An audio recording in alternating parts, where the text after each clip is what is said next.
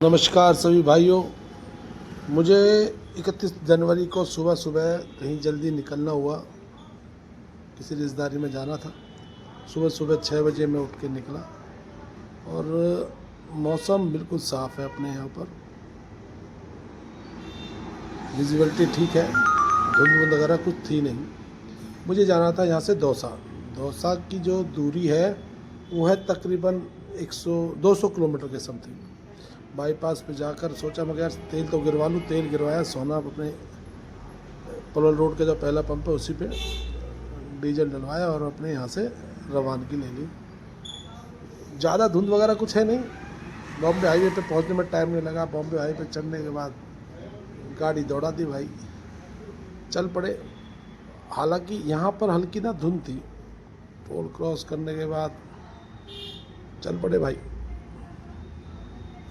दौसा अगर मैं इसी स्पीड से चलता रहा, अगर मैं 100 की स्पीड मेंटेन करके चला तो दौसा पहुंचने में मुझे तकरीबन शायद 2 घंटे लग जाने चाहिए। 2 घंटे या उससे 10-15 मिनट कम। लेकिन क्या है, हल्की हल्की ना थोड़ी सी फॉग थी, ज़्यादा नहीं, बहुत हल्की फॉग थी। और कहीं तो बिल्कुल भी नहीं थी। अब देख रहे हो, देखो यहाँ बिल्कुल भी कोई फॉग नहीं है, यहाँ बिल्कुल साफ मौसम है और चल दिए। अच्छा, इस पे ना वैसे तो मैंने सफ़र कई बार किया है, जयपुर हाईवे के ऊपर कई बार सफ़र किया है, लेकिन रिकॉर्ड पहली बार कर रहा हूँ। यहाँ से पांडुपोल आपको जाना हो, जयपुर जाना हो, बॉम्बे जाना हो, या आपको दौसा जाना हो, अलवर जाना हो, तो ये रूट बहुत अच्छा है। देखो हल्की हल्की ना धुंध आनी शुरू हो गई और इससे आगे तो धुंध मतलब विजिबिलिटी ना बिल्कुल ऐसी हो गई कि बस मैं ओवरटेक ही नहीं कर पा रहा हूँ। मुझे डाउट है कि ऐसा ना हो कि रोड पे कोई गाड़ी खड़ी हो। कई बार क्या होता है, ट्रक वाले साइड में गाड़ियाँ खड़ी कर देते हैं अपनी। और अब तो भाई बिल्कुल धुंध हो चुकी है। अब सुबह हो चुकी है, तकरीबन टाइम हो रहा होगा मेरे हिसाब से 7 बजे के आसपास का, और विजिबिलिटी अब भी ऐसी है। लेकिन अब थोड़ा सा दिन निकलने की वजह से थोड़ा सा दिखना शुरू हो गया है। बाकी रोड इतना अच्छा है कि मतलब अच्छा, धुंध के टाइम में एक चीज़ का ध्यान रखना ज़रूरी है कि आप ना कोशिश करें कि आप बीच वाली लाइन में चलें। साइड वाले दोनों तरफ ना बड़ा रिस्की हो जाता है। कई बार बड़ी गाड़ियाँ ख़राब हो जाती हैं या छोटी गाड़ी ख़राब हो जाती है तो वो एक तरफ दबा के खड़ी कर देते हैं। मैंने देखा नॉर्मली हाईवे पे अगर फर्स्ट लाइन में चल रही है और गाड़ी वहीं ख़राब हो गई तो वो क्या करे, बड़ी गाड़ी सरकाई नहीं जा सकती ना, तो वो उसको ना बड़ी लाइन में, फर्स्ट लाइन में उसे खड़ी कर देते हैं या फिर लास्ट वाली लाइन पर ले जा खड़ी कर देते हैं। तो मेरी सलाह तो यही है कि भाई जब फॉग में आप कभी चलते हो तो आप ना अपनी गाड़ी को बीच वाली लाइन में रखें, वो ज़्यादा अच्छा है आपके लिए। और बाकी भाई वैसे बॉम्बे हाईवे के ऊपर गाड़ी चलाने का अपना मज़ा है। सेफ ड्राइविंग रखो, 120 तक की इसकी लिमिट है और 100 की स्पीड मेंटेन करके चल रहा हूँ, ठीक है। अच्छा, इस पर आप ना देखेंगे हर 25-25 किलोमीटर पर लेफ़्ट और राइट में दोनों तरफ आपको रेस्ट एरिया मिल जाते हैं। जब हमने शुरू की थी करीबन 2 साल 1.5 साल पहले जब शुरू हुआ था, उस टाइम तो इस पर कुछ भी नहीं था, और अब तो आपको पिंचर वाले भी मिल जाते हैं। बाकी सीएनजी पंप भी तकरीबन हर 25 किलोमीटर के बाद आपको सीएनजी पंप भी मिल जाएगा। तो अच्छा रोड हो गया है। पहला जो कट आता है वो आता है आपका फरीदाबाद वाला। ये सोना से चलेंगे करीबन 10-12 किलोमीटर चलने के बाद फरीदाबाद और केएमपी जुड़ जाता है। केएमपी वही है जो आपका कुंडली मानेसर हाईवे को जोड़ता हुआ जाता है। केएमपी भी इसी से मिल जाता है। फिर उसके बाद जो अगला कट आता है वो आता है नूह वाला कट। ये नूह से आगे थोड़ा सा आगे उतरता है जाके, और उससे अगला जो कट आता है वो आता है आपका फिरोजपुर वाला कट। फिरोजपुर कट उसके बाद आता है आपका शीतल कट। शीतल कट से उतर के आप सीधे अलवर जा सकते हैं। और उससे अगला जो कट आता है वो आता है जी पिनान कट। और पिनान कट से आप उतर कर एक तरफ आप अगर पांडुपोल जाना चाहते हो तो पांडुपोल चले जाएंगे। वहीं से आप पहले हम भानगढ़ वहीं से जाया करते थे। हालांकि अब जो जयपुर वाला नया बाईपास निकाला है वो रूट ज़्यादा अच्छा है कि आप जयपुर वाले पे निकल के आगे से और फिर आप पांडुपोल आ जाओ, वो भानगढ़ उतर के आ जाओ। बाकी बालाजी जाने वाले लोग भी यहीं से जाते हैं और यहीं से जा सकते हैं बालाजी के लिए भी उतर के, या आप सीधे दौसा जाइए, दौसा से उतर के सिकंदरा होते हुए तो भी बालाजी जाइए, वो जैसा आपको सही लगे। बाकी इसमें ना खाने की बहुत अच्छी सुविधाएं हो गई हैं। इस हाईवे के ऊपर आपको खाना बहुत बढ़िया खाना मिल जाता है। मैं नॉर्मली जब भी जाता हूँ ना तो 125 किलोमीटर पर चलने के बाद जो सीएनजी पंप आता है उसके पीछे एक टिक्कड़ है, टिकट वाला। भाई साहब अच्छा खाना है, कभी जाओ, अगर जाना हो खाना हो तो आप टिकट पे खाना खा के देखना। शायद 380 रुपये के आसपास की वो प्लेट देता है, लेकिन मज़ेदार है भाई साहब, मज़ा आता है खाने में उसको। मतलब पहले ही ना इसमें टोल बड़े महंगे थे, टोल तकरीबन इसका 3 रुपये किलोमीटर के आसपास पड़ जाया करता था, लेकिन अब जो ये एनुअल पास है ये बड़ी अच्छी चीज़ है इसके लिए।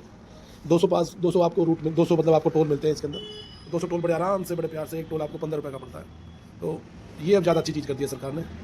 और असल में टोल ही महंगा पड़ता है, जितना तेल लगता है उतना ही ना तकरीबन टोल लग जाता है। टोल अपने आप में 2 रुपये 3 रुपये किलोमीटर का खर्चा होता लगता है। CNG में तो भाई अलग ही मजा था। वैगनार थी इससे पहले मेरे पास, और वैगनार गाड़ी के अंदर ना मतलब माइलेज तो भाई मज़ेदार थी उसकी।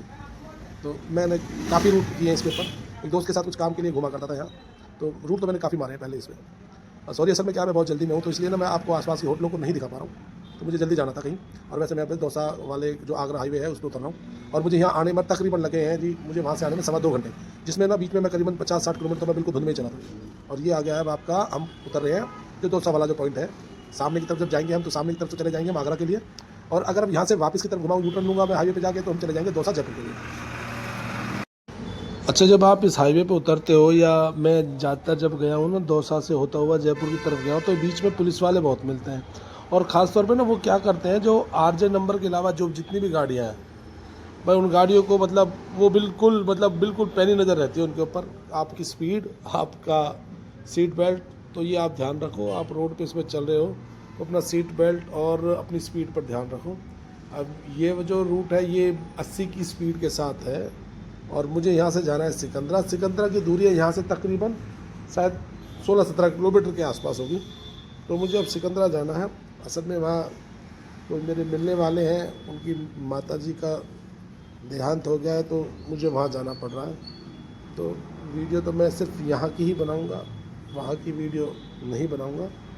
और रोड अच्छे हैं, लेकिन रोड ना ठीक है, स्मूथ है, भीड़ भाड़ भी इतनी ज़्यादा नहीं है। शायद सुबह है तो इसलिए लगा लो, अभी 8:30 8:15 का टाइम हो रहा है, तो भीड़ तो यहाँ कुछ इतनी खास है नहीं फिलहाल। तो ठीक है, रूट तो सही है।